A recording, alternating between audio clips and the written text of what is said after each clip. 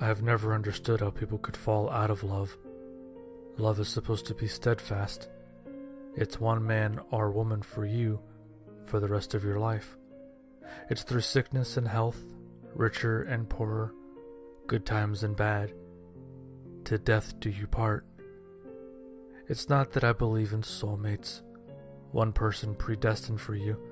I just believe that once you choose to love someone, you can't unmake that choice.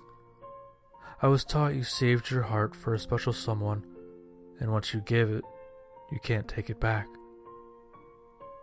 Ever. So I waited. I dated Ethan for a year and 10 days, but I wasn't ready to make that choice, so I never said the words.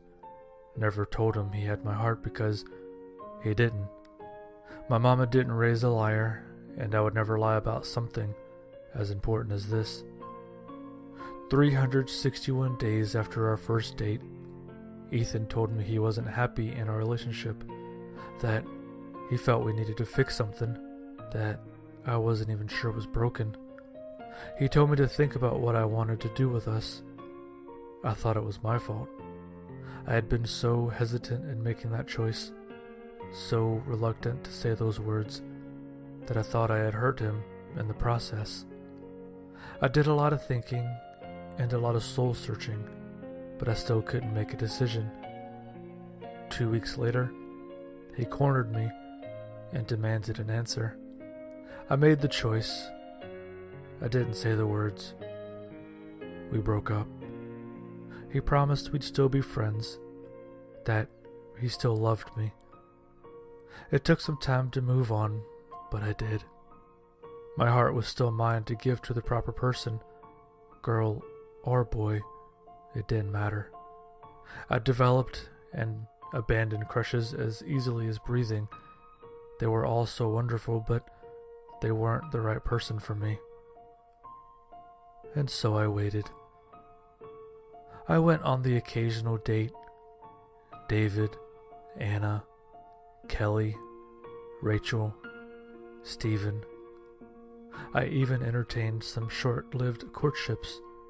Katie, Justin, Adam, Susan. People said the words to me, but I never returned them. I was waiting, remember? His name was Joseph, not Joe, Joseph. He was sweet and funny with handsome looks and a killer smile. He pushed me to improve things, make myself stronger and more beautiful, make my apartment cozier for him, find better friends who didn't hurt me with their questions. He was the one, and so I gave him the words I had never given another. When I did, he smiled at me and traced my jaw. He didn't say them back. That was fine. Just because you give someone your heart doesn't mean they have to give you theirs. That's one of the reasons you must be so careful to pick the right one. I'd rather Joseph never say the words than pretend to mean them. We'd been together for 2 years. Joseph was a businessman and was always away on some trip or another. Sometimes he'd take me with him and we'd play games.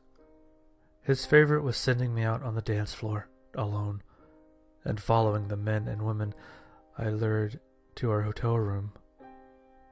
My favorite was what happened after they said those special words, their lies polluting their hearts. Joseph knows all my secrets. He knows about David, shot between the eyes. Katie, forced to drink drain cleaner. Anna, pushed out an 8-story window. Kelly, hung from her ceiling fan. Justin, throat slit ear to ear. Rachel, stabbed 13 times. Adam, OD'd on painkillers and found face down in a pool. Susan, strangled in her sleep. And Stephen, head bashed in with an aluminum baseball bat. He even knew about Ethan. My first was so messy.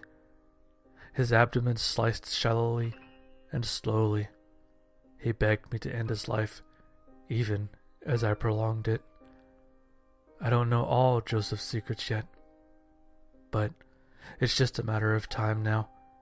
He told me those 3 special little words after our latest game, said it into my ear while I painted my skin with the guy's blood. Was his name Dan? I don't remember them all anymore. Joseph held my jaw so tight on one hand while he smeared his name across my stomach with the other. I love you, baby. His voice wasn't quiet or loud, just firm, deliberate. He knew that he was giving me his heart, and he knows what I do to people who try to take their hearts back from me.